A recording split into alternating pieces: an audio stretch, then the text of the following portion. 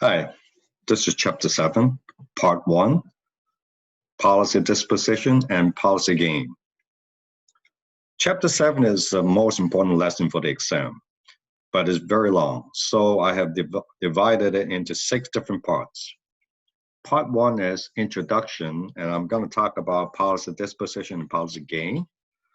Part 2 is the tax calculations for surrendering a policy. Part 3 is loans. There are 3 types of loans. Part 4 is exempt versus non-exempt policies. Part 5, what happens when the policyholders died, but not the life insurer? And what are the tax implications when you assign a policy to someone else? And finally, Part 6 is charitable giving.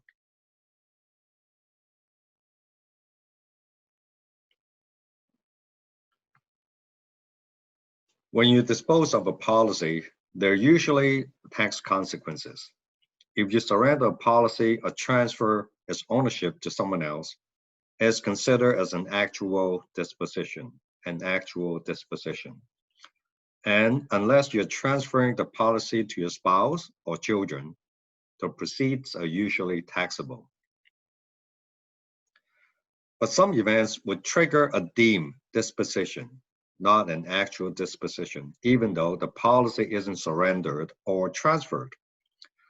For example, if the policy dies and he's not the life insured, then the policy is deemed to have been disposed of, and tax will have to be paid.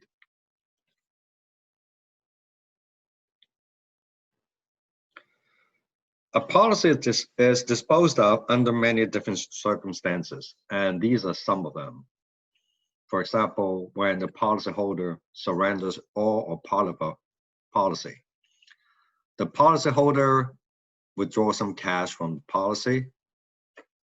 When the policy becomes non-exempt, when the loan is taken out from the policy, when the policy is assigned to someone else, and like I said before, when the policyholder dies, but he's not the life insured.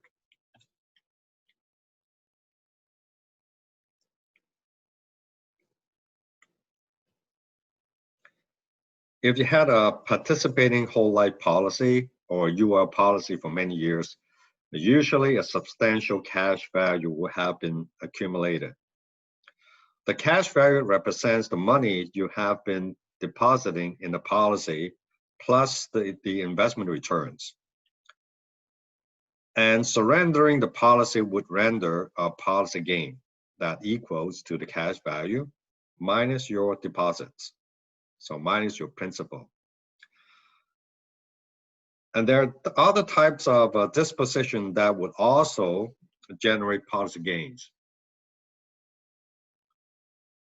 So in this example, you see that, okay, when you surrender a policy with a cash value of $100,000 and the ACB, the adjusted cost basis, so that's basically how much money you have to put into the policy for investment purpose, but that might vary by other means. Okay, so we'll talk about those later. Then you have a policy gain of $60,000, which is taxable.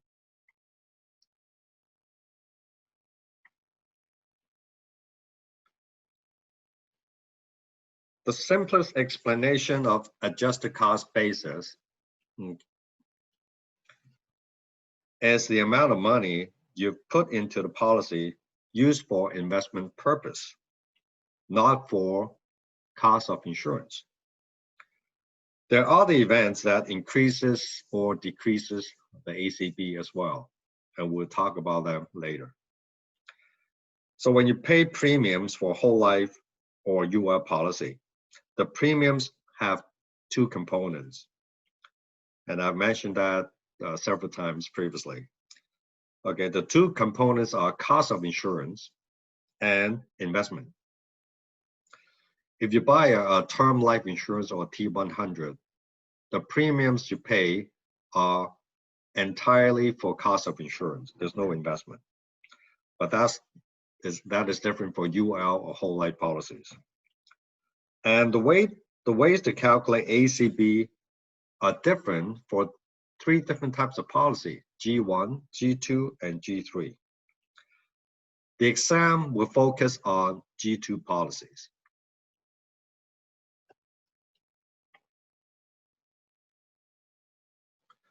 G1 policies are very old policies issued a long time ago, before December 2nd, 1982. G2 policies are policies that were issued between December 2nd, 1982 and the end of 2016. And G3 policies are policies issued since January 1st, 2017.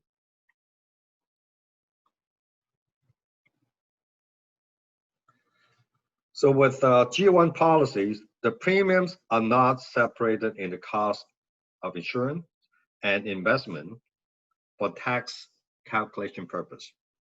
The ACB is simply the total amount of premiums paid.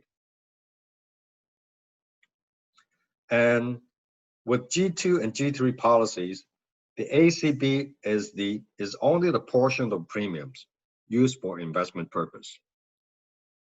Like I said, the premiums actually comprise of 2 components: investment and cost of insurance. So for G2 and G3, ACB only comprises the premiums, the portion of the premiums allocated to investment.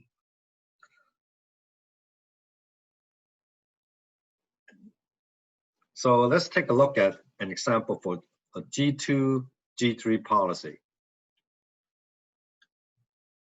So you paid $10,000 in premium for a UL policy over the years, but $3,000 actually represents the net cost of pure insurance. That means, you know, the money that you pay for buying life insurance, not for investing. So in other words, your ACB is the difference between the two, which is $7,000.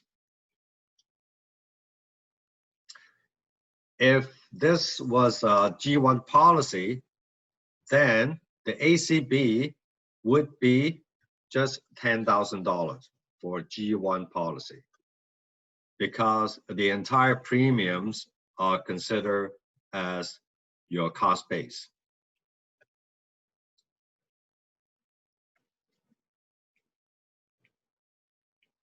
That's the end of this short lesson.